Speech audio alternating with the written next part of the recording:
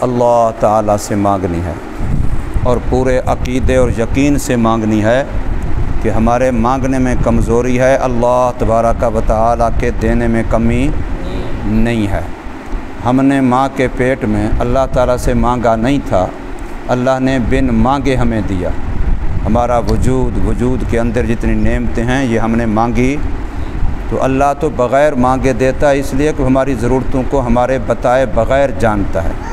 اس کو پتہ ہے کس بندے کو کس وقت کس چیز کی ضرورت ہے، اور وہ بغیر مانگے بھی دیتا ہے۔ لیکن ہم نے مانگنا ہوتا ہے اپنی عاجزی کا اظہار کرنے کے لیے کہ ہم محتاج ہیں، یا اللہ ہم تیری فلاں نعمت کے بھی محتاج ہیں، فلاں نعمت کے بھی محتاج ہیں، صرف اپنا احتیاج ظاہر کرنے کے لیے۔ اس لیے مانگنا مستقل ہمارے لیے عبادت ہے۔ الدعاء مخ العبادہ، دعا ساری عبادتوں کا مغز ہے، نچوڑ ہے، کریم ہے، خلاصہ ہے۔ تو ہم نے اللہ تعالیٰ سے مانگنا ہوتا ہے، اور اللہ تبارک و تعالیٰ یقینی بات ہے جب بن مانگے دیتا ہے تو مانگنے سے بطری کے اولا دیتا ہے۔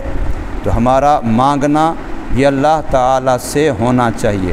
حضور صلی اللہ علیہ وسلم نے صحابہ کرام رضوان اللہ تعالیٰ علیہم اجمعین کی ایسی تربیت فرمائی تھی کہ وہ جو بات سنتے تھے اس پر پک جاتے تھے، یقین کر لیتے تھے، عقیدہ رکھ لیتے تھے۔ تو وہ اللہ تعالیٰ سے مانگنے کے بارے میں یوں کہ کوئی بھی چیز ہو، چھوٹی ہو بڑی ہو، دنیا کی ہو آخرت کی ہو، ہر چیز کس سے مانگتے تھے؟ اللہ سے مانگتے تھے، اللہ تبارک و تعالیٰ ہی سے مانگتے تھے۔ کیوں؟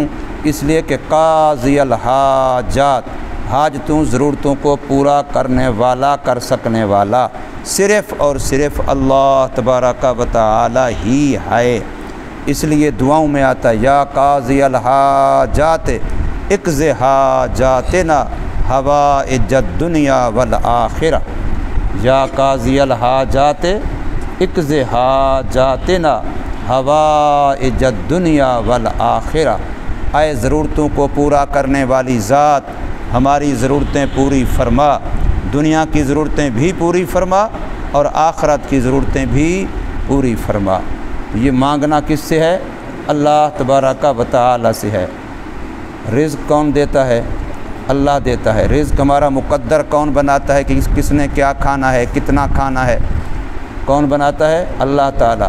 کس نے کتنا جینا ہے، کس نے کتنا تندرست رہنا ہے، کتنا بیمار ہونا ہے، کیا اس کو پریشانی تکلیف دکھ صدمہ آنا ہے، اور کتنا اس کو راحت آرام خوشیاں ملنی ہیں، یہ سارے فیصلے کدھر سے ہوتے ہیں؟ اللہ تبارک و تعالیٰ کی طرف سے ہوتے ہیں۔ اس لیے یہ سارا معاملہ اللہ کے ساتھ ہے، تو ہمارا تعلق بھی کس کے ساتھ ہو؟ اللہ کے ساتھ ہو۔ ہماری نگاہ ہماری امید کا محور، ہماری امید کا مرکز، ہماری امید کا مانگنے کے لیے ماوا ملجا اللہ تعالیٰ ہی کی ذات ہو۔ ہمیرا یقین ہے ساری دنیا اکٹھی ہو جائے تو ایک ذرے کا ہمیں فائدہ نہیں پہنچا سکتی، ایک ذرہ نقصان سے میں نہیں بچا سکتی، اور اگر اللہ تعالیٰ فیصلہ کر لے تو پھر ساری دنیا اس کو فیصلے کو ٹال نہیں سکتی۔ تو سارا معاملہ کس کے ساتھ ہے؟ اللہ تبارک و تعالیٰ کے ساتھ ہے۔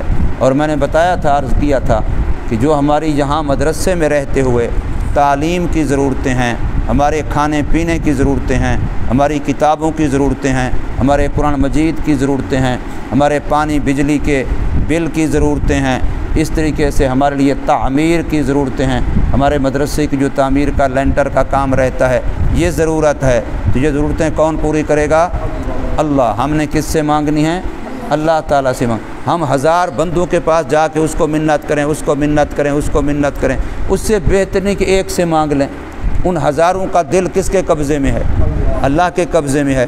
جن کے پاس ہم نے چل کر کے کسی اور جگہ جانا ہے، اس کے گھر جانا ہے، اس کے ڈیرے پہ جانا ہے، اس کے آفس میں جانا ہے، اس کے دفتر میں جانا ہے، اس کو جا کے کہنا ہے وہ جی مہربانی کرو، یہ کرو، یہ کرو، یہ کرو، یہ کرو، یہ کرو، تو وہ جو 100 بندے 1000 بندے 50 بندوں کے پاس چل کے جانا ہے اور ان کو جا کر کے بتلانا ہے، تو اس سے بہتر نہیں کہ ہم ایک ذات کا دروازہ پکڑ لیں، اسی کی چوکٹ پہ پڑ جائیں، اسی کو منت کر لیں کہ یا اللہ جن کے پاس ہم نے چل کے جانا ہے، جن کو ہم نے جا کے بتانا ہے، ان کے دل تو تیرے قبضے میں ہیں، تو ان کے دلوں میں ویسے ڈال دے۔ میں نے اگلے دن واقعہ بتایا تھا آپ کو مسجد کے متولی کا کہ کیسے رات کو کس نے آ کے پیسے دیے، اللہ نے کام کر دیا۔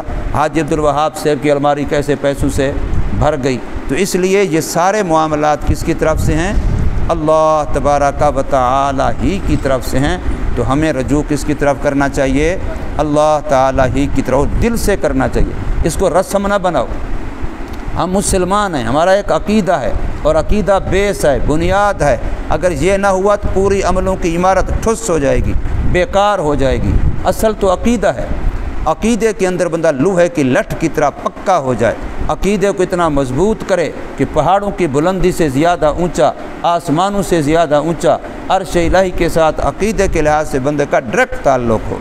عقیدہ ایسا ہو جس میں ذرا برابر بھی ڈاواں ڈول والی بات، کیلو کال والی بات، شک شبے والی بات، کچے پن والی بات بالکل نہ ہو۔ عقیدے میں بندہ 100% پکا ٹھکا ہو۔ تو ہمارا یہ باتیں جو میں نے ابھی عرض کی ہمارا عقیدہ ہیں، تو اس عقیدے کو بار بار سوچیں، اسی کو بار بار اپنے دل دماغ میں اتاریں، اپنے اندر اس کو اپنا حال بنا دیں۔ صرف زبان کا بول نہ رہے، صرف زبان کی کال نہ رہے، صرف گفتگو نہ رہے، بلکہ اندر کا حال یہی بن جائے، اندر کا ہمارا یقین یہی بن جائے، ہمارے اندر یہ بات اتر جائے کہ جو ہمارے نصیب میں لکھا ہے وہ کوئی لے سکتا نہیں ہے، اور جو ہمیں مل رہا ہے یہی ہمارے نصیب میں ہے، جو ہمیں مل رہا ہے یہی ہمارے نصیب میں ہے۔ تو ان چیزوں کو پورا پکا اپنے عقیدے کا حصہ بنائیں۔ اللہ تبارک و تعالی ہمیں اسی کی توفیق دے اور اسی پر ہمیں یقین نصیب فرمائے۔ جمعرات ہے، جمعرات عظمت والی رات ہوتی ہے، جیسے میں نے اگلے دفعہ بھی بتایا تھا کہ سارے تبلیغی شب جمعہ مناتے ہیں اور ہم اس رات کو ضائع کر دیتے ہیں، تو یہ ہماری کمزوری ہے۔ تو ہمیں چاہیے کہ ہم اس رات کو اللہ تعالیٰ کے ساتھ تعلق میں گزاریں، غفلت میں نہ گزاریں، گناہوں میں نہ گزاریں، نافرمانی میں نہ گزاریں، بد نگاہی میں، بد خیالی میں، بد گمانی میں، بد زبانی میں، ان چیزوں میں نہ گزاریں، بلکہ اللہ کی یاد کے ساتھ، اللہ کے دھیان کے ساتھ، اور جو ہماری پڑھائی کے کام کی چیزیں ہیں ان کی تیاری میں، کہ میں کپڑے دھو لوں، میں بال ٹھیک کرا لوں، ناخن ٹھیک کرا لوں، یہ کام جو پھر اگلا ہفتہ میں سکون کے ساتھ پڑھتا رہوں، ان چیزوں کی طرف مجھے توجہ نہ کرنی پڑے، اس طریقے سے یوں تیاری میں گزاریں، پھر آپ کے یہ کام بھی، یہ وقت بھی آپ کا اسی طرح عبادت بن جائے گا جیسے پورا ہفتہ پڑھنے والا آپ کا عبادت اور نیکی ہوتا ہے۔ اللہ پاک عمل کی توفیق دے۔